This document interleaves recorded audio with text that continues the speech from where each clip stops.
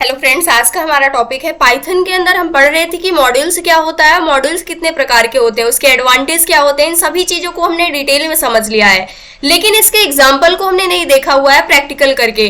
तो आज के इस लेक्चर के अंदर हम समझने वाले हैं जो टाइप्स ऑफ मॉड्यूल होते हैं, जिसमें से फर्स्ट टाइप होता है प्री डिफाइंड मॉड्यूल्स, सेकेंड होता है यूजर डिफाइंड मॉड्यूल्स।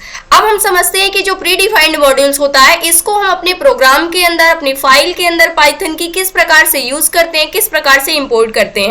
तो सबसे पहले जो हमारे प्री डिफाइंड मॉड्यूल्स होते हैं, ये काफी सारे होते हैं, जिसमें से हम एक दो का एग्जांपल समझने वाले हैं। जैसे हमारा कैलेंडर हो गया। अब जो कैलेंडर होता है एक प्री डिफाइंड मॉड्यूल होता है। जब भी आपको किसी भी ईयर का मंथ वाइज जब भी आपको कैलेंडर प्रिंट करवाना होता है, आप चाहते हैं कि हमें कोड ना लिखना पड़े और हमारे पास क्या हो जाए, जो हमारा कैलेंडर है वो एक्सेस हो जाए। जैसे 2024 का कैलेंडर जो है ये एक्सेस हो जाए, तो इस कंडीशन पे हम कैलेंडर मॉड्यूल का यूज कर सकते हैं। इसके बाद आता है हमारे पास जैसे कीवर्ड। कीवर्ड भी क्या होता है, एक मॉड्यूल होता है पाइथन का। कीवर्ड की हेल्प से हम क्या कर पाते हैं, पाइथन के अंदर जितने भी प्री डिफाइंड कीवर्ड होते हैं, जितने भी कीवर्ड होते हैं, उन सभी को हम क्या कर सकते हैं, एक लिस्ट की फॉर्म में प्रिंट करवा सकते हैं। फर्स्ट हम सबसे पहले समझ लेते हैं कि कैलेंडर को हम किस प्रकार से यूज करते हैं। जैसे मान लीजिए 2024 का और किस मंथ का, जो हमारा अगस्त मंथ चल रहा है, इस मंथ का हमें कैलेंडर प्रिंट करवाना है। हम नहीं चाहते हैं कि इसके लिए हमें कुछ भी कोड लिखना पड़े, तो इस कंडीशन पे सबसे पहले हम करने वाले हैं इंपोर्ट। क्योंकि जब भी हमें किसी भी मॉड्यूल को यूज करना होता है तो कंपलसरी होता है कि सबसे पहले आप इंपोर्ट कीवर्ड की हेल्प से आप उस मॉड्यूल को इंपोर्ट करो। तो यहाँ से हम इंपोर्ट कर लेंगे कैलेंडर कीवर्ड को। इसके बाद हम क्या करने वाले हैं, जो कैलेंडर कीवर्ड होता है इसके अंदर हमारे पास एट्रीब्यूट्स होते हैं, फंक्शन होते हैं, जिसकी हेल्प से हम क्या कर सकते हैं, पार्टिकुलर टास्क को परफॉर्म करा सकते हैं। अब जैसे मान लीजिए मुझे मंथली वाइज क्या चाहिए, यहाँ पर कैलेंडर प्रिंट में चाहिए, तो यहाँ से हम मंथ नेम का हमारे पास क्या होता है, फंक्शन होता है, जिसको हमने एक्सेस किया। अब इस फंक्शन के अंदर हमें दो पैरामीटर पास करने होते हैं, जिसमें से फर्स्ट होता है द ईयर, सेकेंड होता है द मंथ, और ये दोनों वैल्यू जो होंगी इंटीजर टाइप की होनी चाहिए। तो सबसे पहले यहाँ पर 2024 का कैलेंडर हमें चाहिए। किस मंथ का चाहिए, हम यहाँ से 8th मंथ लेने वाले हैं, 8th वाले मंथ का चाहिए।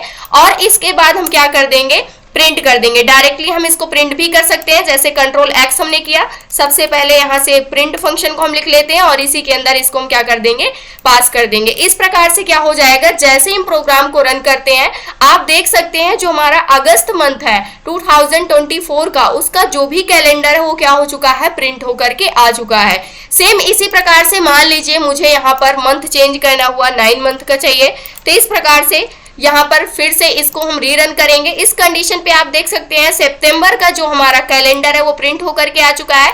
अब मान लीजिए 2023 का कैलेंडर हमें सितंबर का चाहिए, तो उस कंडीशन पे फिर से हम रन करते हैं, तो यहाँ से आप देख सकते हैं 2023 का जो सितंबर का कैलेंडर है वो क्या हो चुका है, प्रिंट होकर के आ चुका है।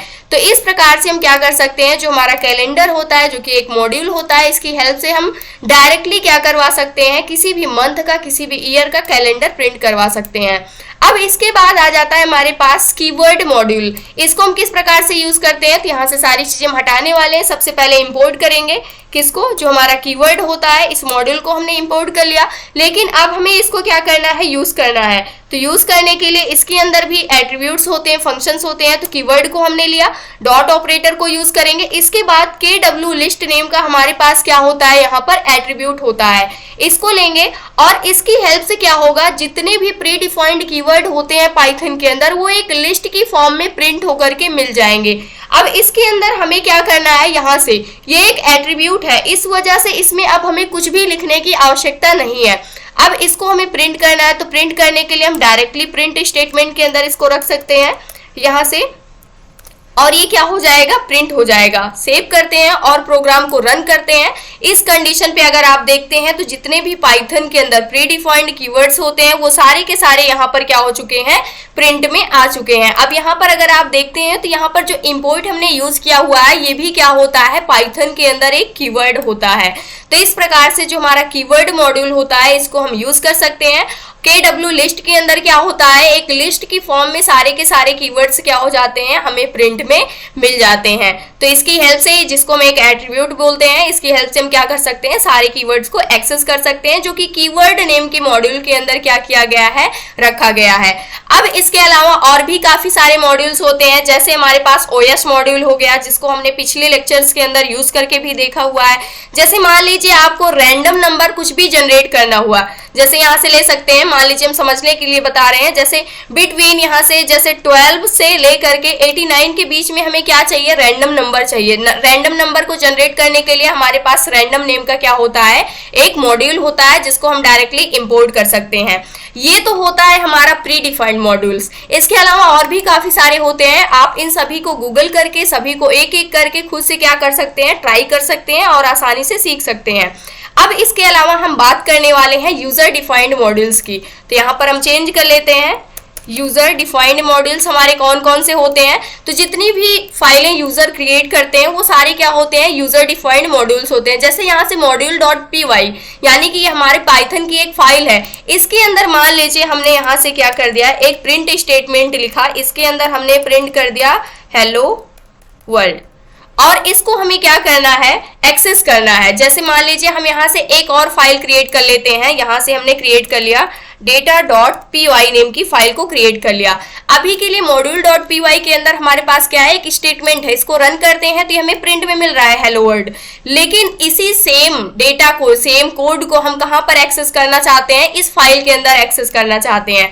तो इसके लिए हमें क्या करना होगा, एज अ मॉड्यूल इंपोर्ट करना होगा। इंपोर्ट कीवर्ड को हमने लिखा, अब हमें कौन सा मॉड्यूल इंपोर्ट करना है, जिसका नेम ही मॉड्यूल है, तो इसको हमने ले लिया। अब इसके बाद इसके अंदर हमें क्या करना है, प्रिंट भी यहाँ से ऑटोमेटिकली हो जाएगा, तो कुछ भी नहीं करना। अब इस फाइल को हम रन करते हैं तो यहाँ से आप देख सकते हैं हेलो वर्ल्ड नेम का जो भी यहाँ पर स्टेटमेंट था, जो कि module.py के अंदर इस फाइल के अंदर था, वो क्या हो चुका है, यहाँ पर प्रिंट में मिल चुका है। तो ये होता है यूजर डिफाइंड मॉड्यूल।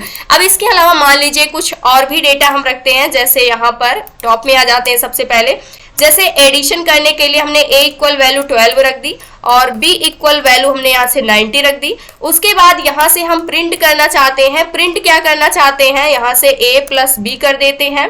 सेम इसी प्रकार से यहाँ पर करने वाले हैं print a minus b subtraction के लिए, इस प्रकार से, और इसे करते हैं सेव। यहाँ पर एरर आ रहा है, इसको हम करेक्ट करेंगे। सबसे पहले इस फाइल को हम यहाँ से क्लोज कर देते हैं, जो कि इंडेंटेशन एरर यहाँ पर शो हो रहा है। इन सभी के अंदर जो एरर है इसको हमें हटाना होगा और इसको नेक्स्ट लाइन में हमें चाहिए, और सेम इसी प्रकार से इसे भी, और करते हैं सेव।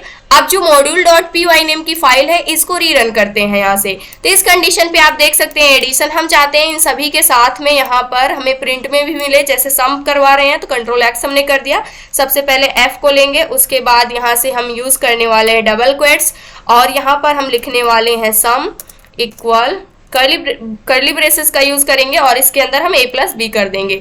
सेम इसी प्रकार से यहाँ पर भी हम सब्ट्रैक्शन करवाने वाले f, उसके बाद यहाँ से हम लेने वाले हैं सब्ट्रैक्शन, और यहाँ से इक्वल कर्ली ब्रेसेस के अंदर जो भी वेरिएबल्स हमें यहाँ पर चाहिए जिसकी वैल्यू, उसको हम कर्ली ब्रेसेस के अंदर रख देंगे। अब इस कोड को रन करते हैं तो यहाँ से आप देख सकते हैं सम इक्वल इतना आया हुआ है, सब्ट्रैक्शन इक्वल इतना आया हुआ है, और यहाँ से जो प्रिंट स्टेटमेंट है यहाँ पर प्रिंट हुई है।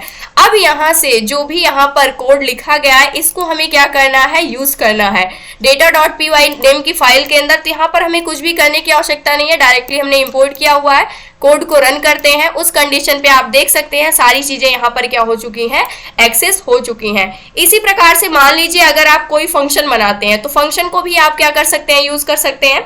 जैसे मान लीजिए यहीं पे हम आ जाते हैं और इस फाइल के अंदर कोई हम एक फंक्शन बनाने वाले हैं। अब जो हमारा फंक्शन होने वाला है वो क्या फंक्शन होने वाला है, यहाँ पर हम फंक्शन को डिफाइन कर देते हैं। जैसे डेफ कीवर्ड की हेल्प से हमने यहाँ से एक डिस्प्ले नेम का फंक्शन बनाया, और इस डिस्प्ले नेम के फंक्शन के अंदर यहाँ पर जो भी हमें डिस्प्ले कराना होगा उसको हम यहाँ से प्रिंट कर देते हैं। प्रिंट स्टेटमेंट के अंदर हम यहाँ पर लिखने वाले हैं लर्न कंप्यूटर GSCTI।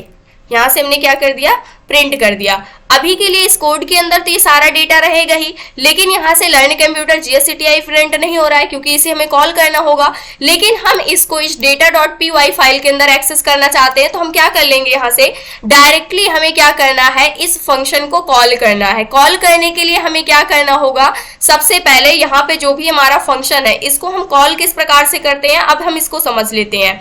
तो इसके लिए हम यहाँ पर आ जाएंगे, हमारी फाइल का क्या नेम है, सबसे पहले यहाँ से मॉड्यूल नेम है। मॉड्यूल के अंदर जो हमारा फंक्शन है किस नेम का है, डिस्प्ले नेम का है। इस फंक्शन को हम कॉल लगाएंगे, इसके बाद प्रोग्राम को रन करते हैं। सारी चीजें तो यहाँ से एग्जीक्यूट हुई हैं, साथ में जो हमारा फंक्शन था लर्न कंप्यूटर GSCTI नेम का, ये भी यहाँ पर क्या हो चुका है, प्रिंट में मिल चुका है। तो इस प्रकार से आप किसी भी एक फाइल का डेटा दूसरी फाइल के अंदर आसानी से एक्सेस कर सकते हैं मॉड्यूल की हेल्प से।